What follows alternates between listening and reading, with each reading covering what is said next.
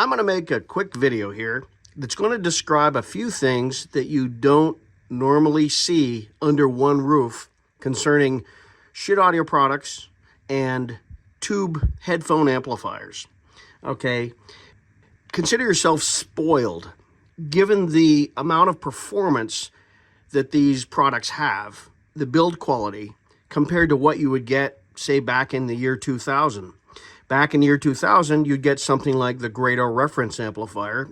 Its output was very, very low compared to either one of these. And in $2,000, it amounted to $500 more or less.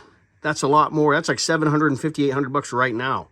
Okay, and what did you get for that? You got a unitasker amp, and it was designed to drive Grado products. And since then, with products like Schiit Audio, I'm driving some of those same headphones, but it sounds much better than their own proprietary stuff. I've always been under the belief that you should have a little too much power versus too little. What happens is I see people posting reviews of headphones all the time. And I don't care if your headphones are 16 ohms or 600 ohms. If you don't have proper amplification for it, the math doesn't work out. Yeah, I know you can put down a formula and say it takes X amount of power and amperage to drive X amount of efficiency. But like with loudspeakers, it's still incomplete math. That's why I can put a higher power solid state device on a set of loudspeakers and get better, tighter, deeper bass than I can with something that's lower powered. To give you a bit of a caveat here, Schiit Audio does not go out of their way to go with an ultimate tube sound. They are not Conrad Johnson. They are not Carey or VAT or anything else. What they try to do is give you the flavor that a vacuum tube will provide and the benefits versus solid state. And they do it with a versatility that you have never seen before in the past. That's the intro. Now, what's the difference? And let me caveat that again. If you have a decent set of headphones, I don't care if they're $100 or more, you will easily be able to pick out the differences in these. If you can't, then there is something in your chain that isn't very good, or your ears may not be that good, or your ears may not be all that trained. But I didn't struggle to hear the difference. What we have here for comparison is on the bottom here, we have the Magni 3. And on top, we've got the Heresy, which is essentially the same power output, about 215 milliwatts into 600 ohms, more or less.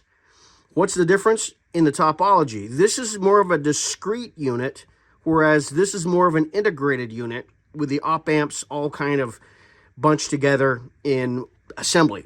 Okay, and what is the difference that you're going to hear physically? Let's say you've got your favorite set of headphones. The Magni 3 is definitely a softer, easygoing presentation. There is no question about it. It sounds good, but if you like something that leans on the more laid back and gentle side, this is it. The Heresy, on the other hand, is more of the unforgiving, I don't want to say in your face, because real music is forward, but let's just say it doesn't blink, it's energetic, and it will give you that extra jump to all of your transients and whatnot. And what do you get with these amps that you don't get with the older amps and some others? Well, look on the back. All you got is a power switch, and then you have a high and a low impedance switch. Okay, the low impedance setting is for probably about 80 ohms or less, and you want to have it in that setting if that's what your headphones are designed to be. If you've got higher impedance, then you flip it up. Word of caution on any of these products that have that feature.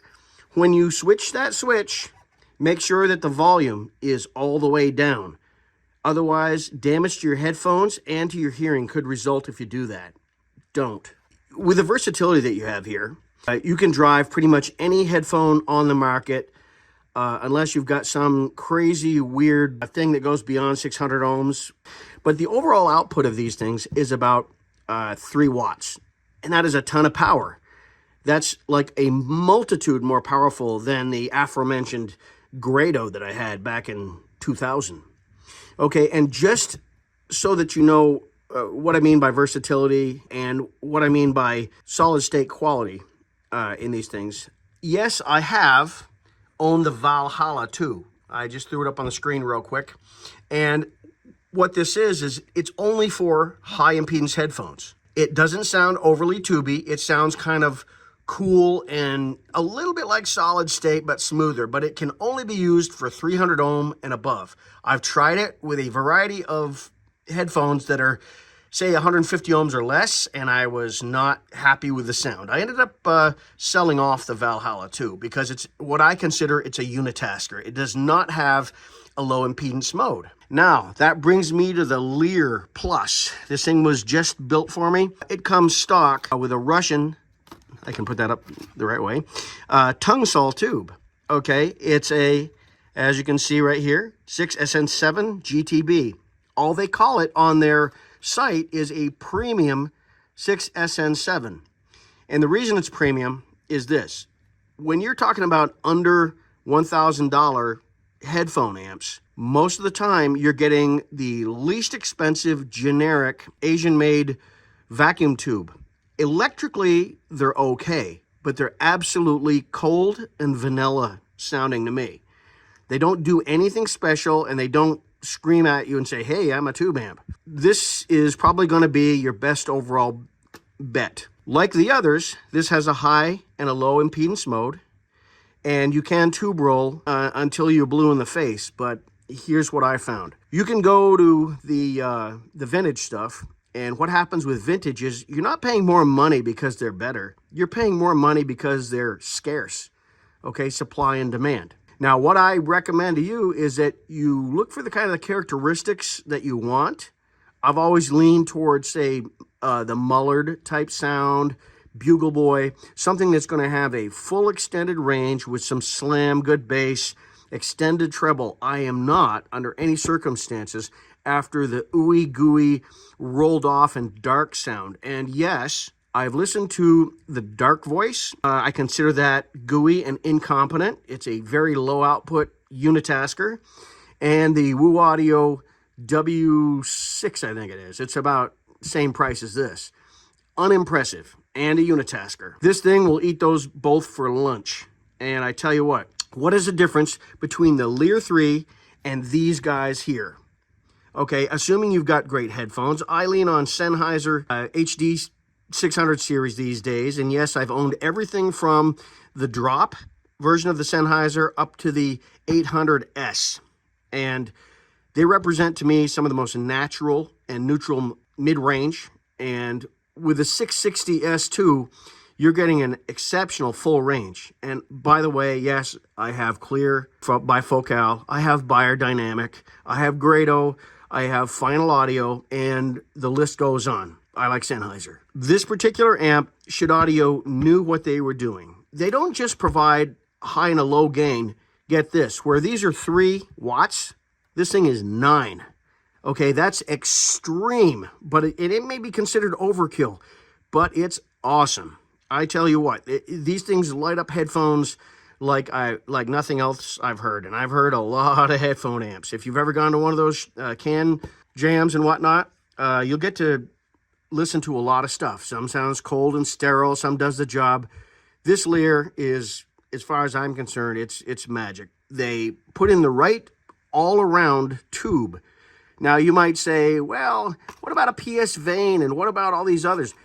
What happens when you change the tube in this thing is that you might get something like, okay, this tube has more space in it, like a PS Vane is reputed to have.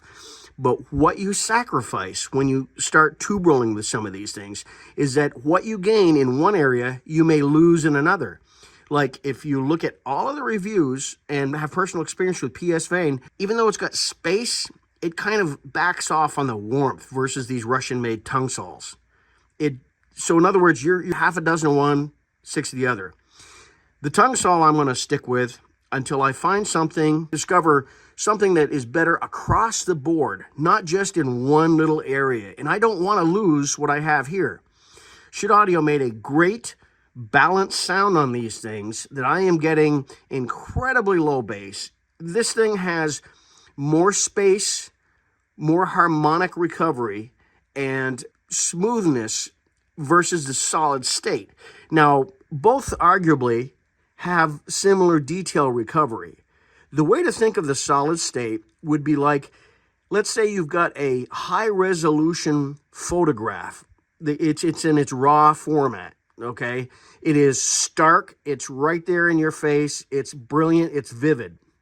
Okay, then you take this, and then what that photograph becomes is when you set it through a slightly soft filter, so you don't lose any realism, but you've got kind of an impression of it. And what happens is it makes it more fun. It makes it more musical. Even in the solid state mode, there is still a little bit different of a sound between the two, because this thing is 3 times as powerful as the smaller magni line. Whatever your choice happens to be, just make sure that you understand that when you buy these products, you're going to get versatility that you don't with others. You can tube roll with this until you find the level of lushness or warmth or whatever it is that you want from a tube headphone amp. But as is stock out of the box, this is an absolute game changer. It's a killer, and it's made me completely ignore those under $1,000 full tube products altogether, and some that are over $1,000 because they are just too syrupy and romantic for me. I have a set of headsets that scale up incredibly well. Most of my headsets do. And the last thing that you want to do is take something that is capable of scaling up and handicap it by having something that is rolled off or mushy on top, or the bass is just too bloomy and unfocused.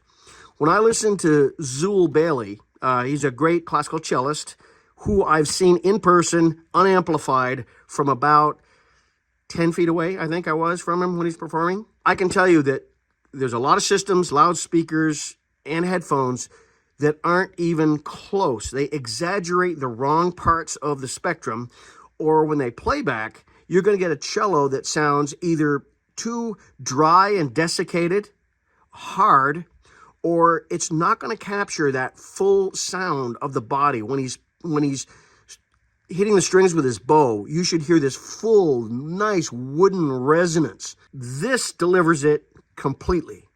These, they're very good, but not quite. I would say versus reality, these tend to be a little bit more sharply defined. There is nothing wrong with either one of these, but listening to this has all the, even in tube mode, this has all the energy that you'd want from solid state, but with a more natural flow that you get from a tube amp. So is this particular amplifier worth about $800?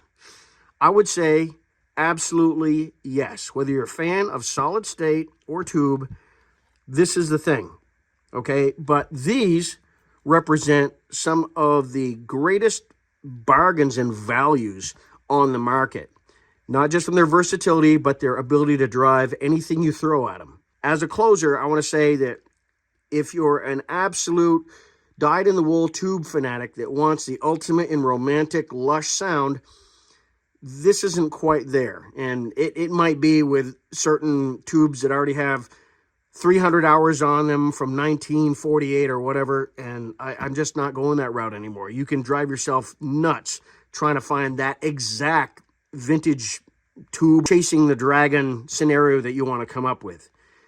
The tung sols are great. Make sure when you change them that it's going to be better across the board and not just in one area. And as far as these guys go, they can handle whatever you want to throw at them. I would say between the two, maybe these are technically more accurate and defined, but I would say that is more natural and music sounding any day of the week. So make your choice well. Don't be afraid of having a vacuum tube device. It's not that complicated, and it's really a heck of a deal.